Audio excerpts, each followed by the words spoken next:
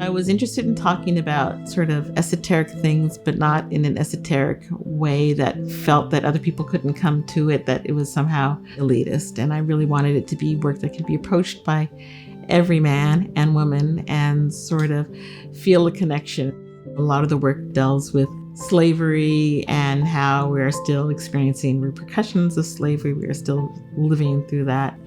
I'm talking about race and feminism and the female figure. And so that really was an important way to kind of talk about those histories and traumas we're experiencing here and now in the United States, and how our bodies being constantly monitored and wrangled with and fought over.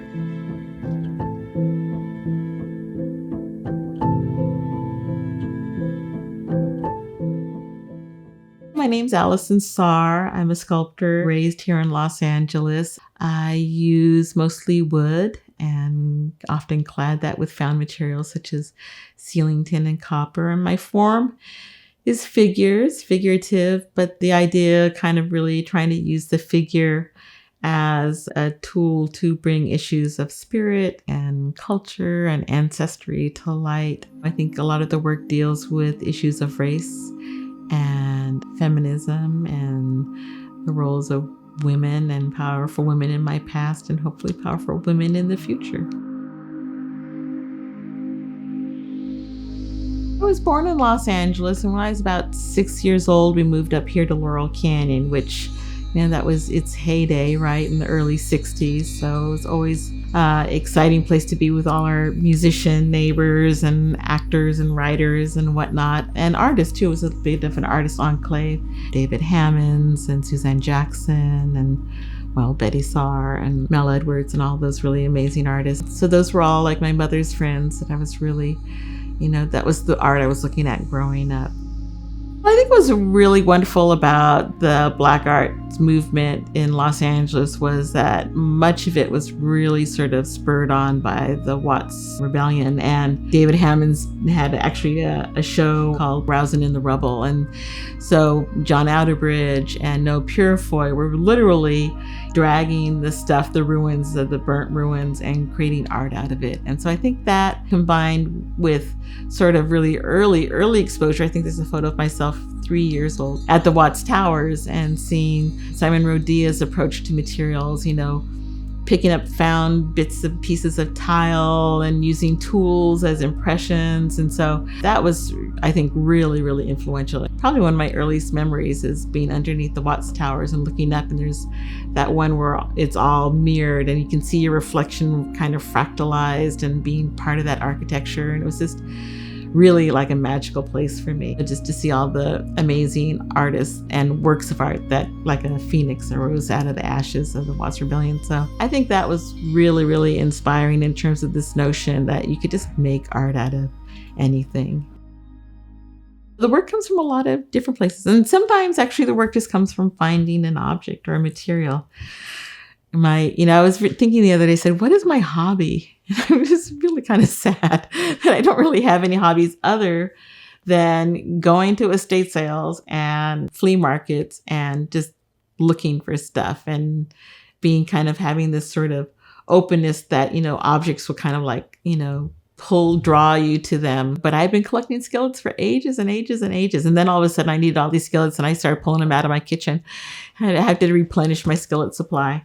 And, I've been collecting these large shears, scissors, and I'm not quite sure where they're going to take me, but there's something that, I feel compelled to pick up and save. And so, yes, sometimes the materials themselves are the start of it. And I often don't even know why I'm attracted to them. But eventually they'll tell me what their purpose is, or what my purpose is to help them tell their story. Part of working with found wood or working with wood from Home Depot is that it's not hyper, high-end wood.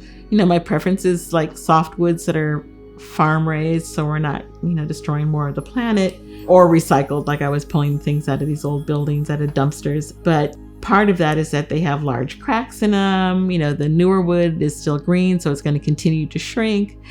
And so, really using the ceiling tin and using the copper was a way to literally hold it together, kind of encased it and holding it together. So it was very functional initially when I was using these materials. It was also because it was on the streets in New York. I'd walk home and there'd be piles of ceiling tin and I would drag it home, and I loved it because it looked like scarification and keloiding.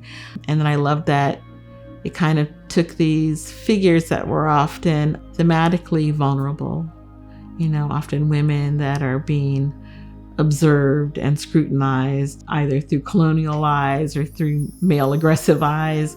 And in some ways it gave them a shield or gave them protection, it kind of vulcanized them, and it toughened their skin, became an armor for them.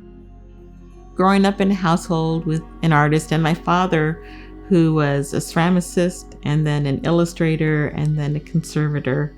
So he really had so many technical skills.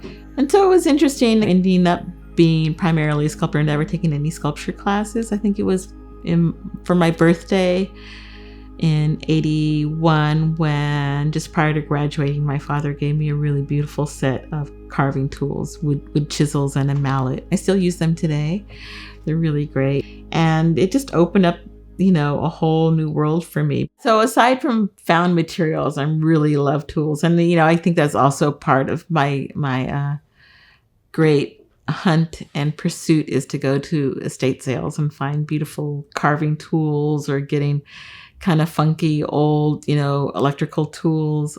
After having garnered all of my materials off the streets of New York City, I was always really intimidated by, $75 a sheet pieces of paper and things like that. I remember when I first started working, I had bought like a roll of Stonehenge. I think it was like $200, which was really a phenomenal amount of money for me. And when I got this fancy paper and I rolled it out in my studio, which is really pretty funky in and of itself, and it was like, how do I not wreck it? So I think what I did immediately was let the cats walk all over it. I put my coffee cup down on it. I ripped it and then sewed it back together. And so I had to somehow kind of like take away that preciousness. And I've never really done any painting on straight up canvases. I think all of my paintings are on found materials. I did portraits that were looking at the Great Mississippi Flood, and these seed sacks of the right age, the right vintage could have been used to shore up levees and whatnot. And so I kind of did portraits of the men that were forcibly conscripted to shore up the levees. And so it just seemed so wonderful to use a material that would have been of that period and that would have actually been part of that physical story, become this canvas.